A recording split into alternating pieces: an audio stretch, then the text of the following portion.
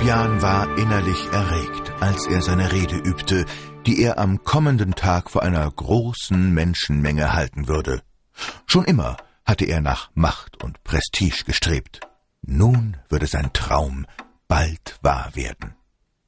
Fabian war ein Handwerker, der mit Gold und Silber arbeitete, Schmuck und Verzierungen herstellte, doch es gefiel ihm nicht mehr, dass er sich seinen Lebensunterhalt mit Arbeit zu verdienen hatte. Er suchte den Reiz des Außergewöhnlichen, die Herausforderung. Und nun stand sein großer Plan vor der Verwirklichung. Seit Generationen war der direkte Warenaustausch die gängige Art des Handels. Wer eine Familie zu ernähren hatte, bewältigte diese Aufgabe entweder ganz durch eigenen Anbau und eigene Viehzucht oder er spezialisierte sich auf ein bestimmtes Gewerbe. Der Überschuss aus eigener Produktion wurde gegen den Überschuss anderer eingetauscht. Der Marktplatz war der muntere Mittelpunkt des gesellschaftlichen Lebens. Trotz Staub und Lärm war das bunte Treiben allgemein beliebt, denn es gab immer viel Neues und Interessantes zu hören. In letzter Zeit schienen sich jedoch Reibereien und Streitigkeiten zu häufen. Wozu noch viele Worte darüber verlieren? Es war an der Zeit, ein besseres System auf die Beine zu stellen. Für gewöhnlich waren die Menschen bislang guter Dinge gewesen und hatten sich an den Früchten ihrer Arbeit erfreut. Die Regierungsform war ausgesprochen simpel. In jeder Gemeinde wurde ein Bürgerrat gewählt, dessen Aufgabe es war, Freiheiten und Rechte des Einzelnen zu sichern und zu gewährleisten. Niemand durfte gegen seinen Willen zu irgendetwas gezwungen werden, weder auf Betreiben eines Einzelnen noch einer Gruppe. Das war der einzige Zweck der Regierung, und jeder gewählte Bürgermeister wurde von seiner Gemeinde bereitwillig unterstützt. Der Markttag warf jedoch einige Probleme auf, denen nicht ohne weiteres beizukommen war. Welchen Wert hatte ein Messer? Sollte es mit einem oder mit 2 Körben Mais bezahlt werden? War eine Kuh mehr wert als ein Leiterwagen?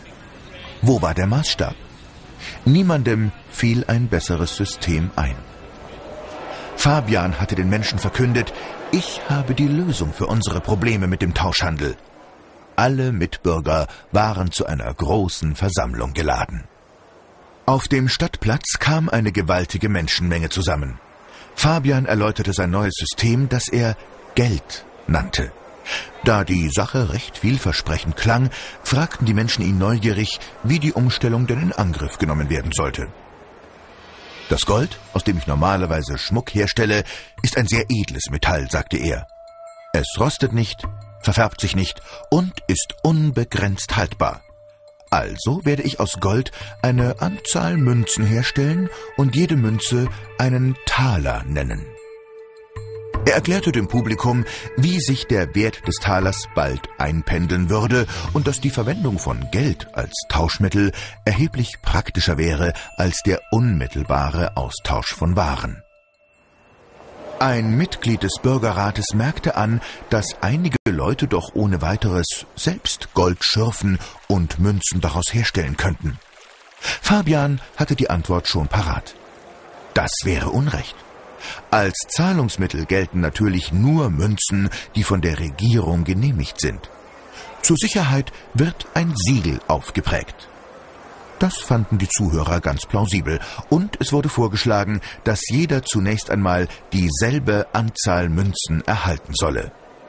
Da warf jedoch der Kerzenmacher ein: Das Anrecht auf die meisten Taler habe ich, denn meine Kerzen benutzt jeder. Auf keinen Fall, rief einer der Bauern, denn ohne Lebensmittel würden alle verhungern. Die meisten Taler sollten bestimmt an die Bauern gehen. So entstand zunächst eine allgemeine Zankerei. Fabian ließ die Leute eine Zeit lang miteinander streiten und eröffnete ihnen schließlich eine verblüffende Lösung. Da ihr euch nicht einigen könnt, schlage ich vor, dass ihr all die Taler, die ihr braucht, zunächst einmal von mir bezieht. Es gibt dafür theoretisch keine Obergrenze, aber ihr müsst natürlich in der Lage sein, mir den Betrag zurückzuzahlen. Je mehr Taler ihr von mir bekommt, umso mehr müsst ihr nach Ablauf eines Jahres zurückzahlen. Na schön, sagten die Mitbürger, und was springt für dich dabei heraus? Weil ich euch eine Dienstleistung bereitstelle, erklärte Fabian, nämlich die Geldversorgung, habe ich Anspruch auf eine Vergütung. Sagen wir mal, für jeweils 100 Taler, die ich euch zur Verfügung stelle, erhalte ich für jedes fortlaufende Jahr der Verschuldung 100 plus 5 Taler zurück. Diese 5 Taler extra sind meine Leihgebühr, und diese Leihgebühr wollen wir Zinsen nennen. Einen anderen Weg schien es nicht zu geben, und 5% schienen eine bescheidene Forderung zu sein. Kommt nächsten Freitag wieder, dann fangen wir an. Fabian verlor keine Zeit und verbrachte die nächsten Tage und Nächte mit der Herstellung von Münzen. Eine Woche später standen die Leute vor seinem Geschäft Schlange. Nachdem der Bürgerrat die Münzen inspiziert und genehmigt hatte, liehen sich die ersten Bürger ihre ersten Taler. Manche wollten zunächst nur wenige Taler, um das ungewohnte System erst einmal auszuprobieren. Sehr bald erfreute sich das neue Tauschmittel großer Beliebtheit, sodass der Wert aller Dinge nach Goldmünzen oder Talern eingeschätzt wurde. Diese Wertzuweisung war der Preis eines Erzeugnisses, und der Preis beruhte hauptsächlich auf dem Arbeitsaufwand, der mit der Herstellung verbunden war. Wenn sehr viel Arbeit erforderlich war, dann wurde ein hoher Preis verlangt. Dinge jedoch, die sich fast mühelos herstellen ließen, waren billig. In einer der Städte des Landes lebte ein Mann namens Alban. Er war der einzige Uhrmacher. Seine Kundschaft war bereit, für seine Uhren einen hohen Preis zu bezahlen. Dann aber kam ein anderer Mann, der ebenfalls Uhren herstellte und sie billiger anbot, um seinen Absatz zu steigern. Alban war gezwungen, die Preise zu senken, um nicht all seine Kunden an die billigere Konkurrenz zu verlieren.